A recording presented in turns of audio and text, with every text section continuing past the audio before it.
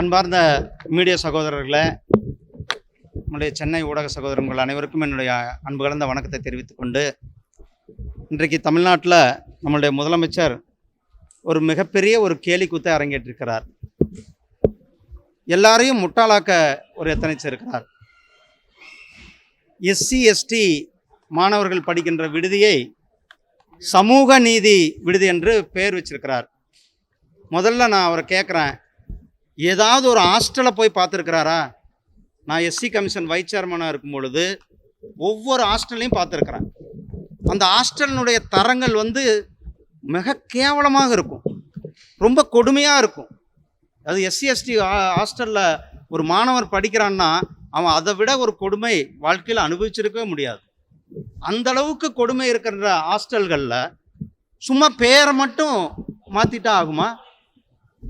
நான் கேட்குறேன், முதலமைச்சராகட்டும் அல்லது துணை முதலமைச்சராகட்டும், ஏதாவது ஒரு ஹாஸ்டல், இத்தனை மாவட்டத்துக்கு போகிறாருல்ல, ஒவ்வொரு ஊருக்கும் போகிறாங்கல்ல, அந்த ஹாஸ்டலை போய் பார்த்துருக்குறாங்களா?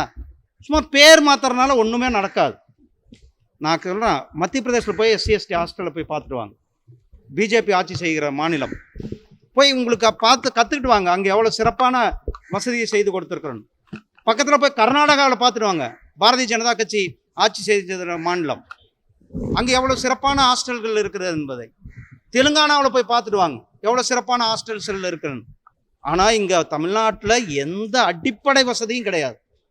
அங்கே மாணவர்கள்லாம் சொறி சிறங்கு இருக்கும். அவ்வளோ ஒரு சுத்தம் இல்லாத ஒரு ஹாஸ்டல்ஸ், உணவு சுத்தம் இருக்காது, எந்த சுத்தமும் இல்லாத ஹாஸ்டல்களை தமிழ்நாடு முழுவதும் இதுதான் நிலை. போன வாரம் இங்கே சட்டக்கல்லூரி, சென்னையில் இருக்கிற சட்டக்கல்லூரி மாணவர்கள் ஹாஸ்டல் வசதி சரியில்லைன்ட்டு ரோட்டில் போராட்டம் பண்ணாங்க, நம்ம எல்லாம் பார்த்தோம். இங்கே சென்னையில் இருக்கிற சட்டக்கல்லூரி ஹாஸ்டலினுடைய விடுதியினுடைய நிலையே இப்படி இருக்கும் பொழுது, நீங்கள் கோயம்புத்தூரில் இருக்கிற, அது அட்டப்பாடி கோயம்புத்தூரில் இருக்கிற ஆனைக்கட்டி பக்கத்தில் இருக்கிற ஒரு எஸ்டி ஹாஸ்டலினுடைய நிலைமை நினச்சி பாருங்க. கோயம்புத்தூர் மாவட்டத்தில் ஆனைக்கட்டி பகுதியில் இருக்கிற பழங்குடியின மக்கள் வசிக்கின்ற அந்த ஹாஸ்டலுக்கு நான் போயிருக்கேன். அந்த ஹாஸ்டலில் ஒரு வசதியும் கிடையாது. அந்த வார்டன் மட்டும் சுகமாக இருப்பார் அங்கே, அவ்வளோதான். இப்படிப்பட்ட ஹாஸ்டலில் வச்சுக்கிட்டு இது சமூக நீதி ஹாஸ்டல்னு ஒரு இந்த போலி திராவிட மாடல் ஆட்சி, இந்த ஆட்சி பேர் மாற்றுறதில்ல மட்டும் ஒன்றும் நடக்க போகிறதில்ல. அதனால் அவர்கள் உண்மையான மக்கள் மேலே நம்பிக்கை இருக்குன்னா, மக்கள் மாணவர்கள் மேலே பற்று இருக்குன்னா, அவர் ஒவ்வொரு ஹாஸ்டல்லையும் போயிட்டு பார்த்துட்டு அந்த ஹாஸ்டலினுடைய மேம்பாட்டிற்கு நிதி ஒதுக்கி அந்த ஹாஸ்டல்களை மேம்படுத்த வேண்டும். அதே மாதிரி காலனிகளை ஒழிக்கிறோம். என்னத்தை ஒழிச்சிருக்கு? காலனியில் இன்னும் பல ஊர்களில் தீண்டாமை இருக்கிறது. இன்னும் சும்மா மாறு தட்டி கொள்ளுகிறாங்க இவங்க. பல கிராமங்களில் தீண்டாமை கொடுமை இருக்கிறது. பல கிராமங்களில் ரெட்டை சுடுகாடு, பல கிராமங்களில் கோயில்களுக்கு போக முடியாத சூழ்நிலை. இதெல்லாம் வச்சுக்கிட்டு சமூக நீதி ஹாஸ்டல்ன்ற சும்மா இன்னைக்கு ஒரு வெற்று அறிவிப்பை வெளிவிட்டு ஊர் பூரா சுற்றுறாரு. ஒரு ஹாஸ்டலில் போய் அவரும் அவருடைய மகனும் துணை முதலமைச்சரும் ஏதாவது கொஞ்சம் பேர் பிரித்து, நான் 2 மாவட்டத்தில் ஹாஸ்டல் பார்க்குறேன், நீங்கள் 2 மாவட்டத்தில் ஹாஸ்டலில் பாருங்கள், அப்படி பார்த்துட்டு இதை ஒரு சமூக நீதி ஹாஸ்டல்னு சொல்லியிருந்தா கூட ஒரு மனசுக்காவது ஒரு திருப்தி இருக்கும். எந்த ஹாஸ்டலையும் பார்க்கல, எந்த ஹாஸ்டலையும் விசிட் பண்ணல, ஒரு ஹாஸ்டலினுடைய தரமும் எந்த ஹாஸ்டலினுடைய தரமும் கிடையாது. அதை போய் இன்னைக்கு சமூக நீதி ஹாஸ்டல் என்று சொல்லியிருப்பது போலி திராவிட மாடல் ஆட்சியினுடைய சிரிக்கிறது தான் நம்ம காட்டுறது. அதே போல் சகோதரர்களை, அங்கன்வாடி சென்டர்ஸ் ஊட்டியிலாம் அவங்களுக்கு வாழ்வாதாரமே சின்ன சின்ன அங்கன்வாடி சென்டர்ஸ் தான். ஊட்டியில் இருக்கிற அல்லது மலைவாழ் மக்கள் வதிக்கிற பகுதியில் இருக்கிற அங்கன்வாடி சென்டர்களை க்ளோஸ் பண்ணியிருக்கிறாங்க. அதையெல்லாம் க்ளோஸ் பண்ணக்கூடாது, அதையெல்லாம் ஓப்பன் பண்ண வேண்டும் என்று கேட்டுக்கொண்டு, அதே போல் சிவகாசி பட்டாசு விபத்து என்பது ஒரு வாடிக்கையாக இருக்கிறது. தொழிலாளர்கள், தொழில் நிறுவனங்கள், இதில் அரசாங்கமும், ஏன்னா போன வாரம் தான் பார்த்தோம் நம்ம, கிட்டத்தட்ட 6 பேருக்கு மேலே உயிரிழந்தாங்க. நேற்றைக்கு ஒரு விபத்து, இது தொடர்ந்து நடந்து கொண்டிருக்கிறது.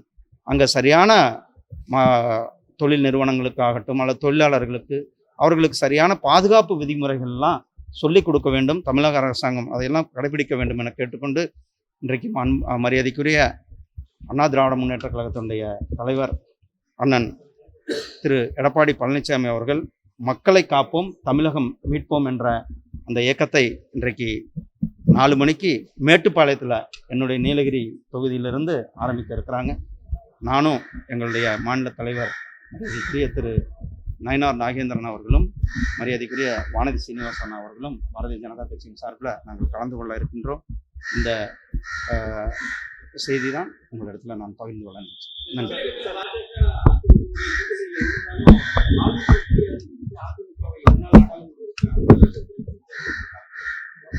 ஆனால் இதில் நான் கருத்து சொல்ல ஒன்றும் இல்லை.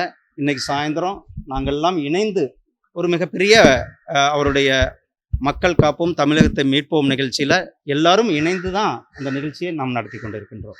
சிறுபான்மையினர் ஓட்டுகள் பாஜகவுக்கு கிடைக்காது, அதிமுக கூட்டணி செய்வதால கிடைக்காது, இந்த கூட்டணி கிடைக்காது அப்படின்னு அவர் ஒரு கருத்து. ஆனால் நார்த் ஈஸ்டில் சிறுபான்மையினர் முழுமையாக அதிகமாக இருக்கிற மக்கள் பாரதிய ஜனதா கட்சி ஆட்சியில் இருக்கிறது. கோவாவில் சிறுபான்மையின் மக்கள் 80% மேலே ஆட்சியில் மக்கள் இருக்கிற பகுதி. கோவாவில் தொடர்ந்து பாரதிய ஜனதா கட்சி ஆட்சியில் இருந்து கொண்டு இருக்கிறது. பக்கத்து மாநிலம் கேரளாவில் சிறுபான்மை மக்கள் நமக்கு ஆதரவு கொடுத்து கொண்டு இருக்கிறார். தமிழ்நாட்டிலையும் ஆதரவு கொடுத்து கொண்டு இருக்கிறார்கள். அவர்கள் பாரதிய ஜனதா கட்சிக்கும் எங்களுடைய கூட்டணிக்கும் மிகப்பெரிய அளவில் ஆதரவு கொடுத்து கொண்டு இருக்கிறார்.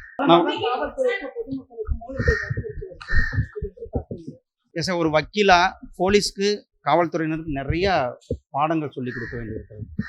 அவர்களுக்கு ஒரு அடிப்படையிலேயே காவல் நிலையத்துக்கு போனாலே ஒருத்தர் வந்தாலே அது கம்ப்ளைண்டானாலும் சரி, அக்யூஸ்டாக இருந்தாலும் சரி, அவங்கள ட்ரீட் பண்ணுற முறையே அவர்கள் மனசளவில் இன்னும் நிறைய சொல்லிக் கொடுக்கணும். ட்ரைனிங்லேயே அவர்களுக்கு மக்கள் மத்தியில் எப்படி அவர்கள் பழக வேண்டும், மக்கள் மத்தியில் மக்களை எப்படி கையாள வேண்டும் என்பதெல்லாம் ஆரம்ப காலத்திலேருந்து ட்ரைனிங்லேயே அவர்களுக்கு கொடுக்க வேண்டும்.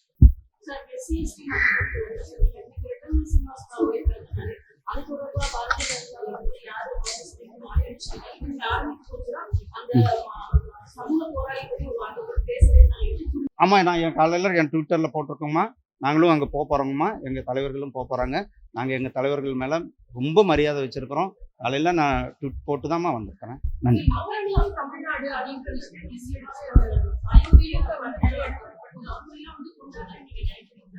ஆமாம், அனைத்து தலைவர்களையும் கொண்டாடப்பட வேண்டும். அதனால தான் நம்மளுடைய பிரதமர் அவர்கள் ஆசாதிக்கு அம்ருத் மகா உற்சவம் கொண்டாடும் பொழுது அனைத்து அன்சங் ஹீரோஸ் எல்லாத்தையும் கொண்டாடணும். அதுபோல் ஒவ்வொரு தலைவருக்கும் அவர்களுடைய நேரத்தில் அவர்களுடைய டைமில் அவர்கள் இந்த சமுதாயத்திற்கு கான்ட்ரிபியூட் செய்திருக்கிறார்கள். அவர்களை போற்ற வேண்டியது நம்மளுடைய கடமை. கடந்த 4 ஆண்டுகளாக திராவிட முன்னேற்ற கழக ஆட்சியினுடைய தோல்வி, மக்கள் திமுக மேலே இருக்கின்ற அந்த அதிருப்தி, இதையெல்லாம் அவர்கள் தாங்கிக் கொண்டு வேண்டும். அதையெல்லாம் தாங்கிக் கொள்ள முடியாமல் தான் இன்றைக்கி வீட்டுக்களுடைய கதவை தட்டி கொண்டு இருக்கிறார்கள். நன்றி.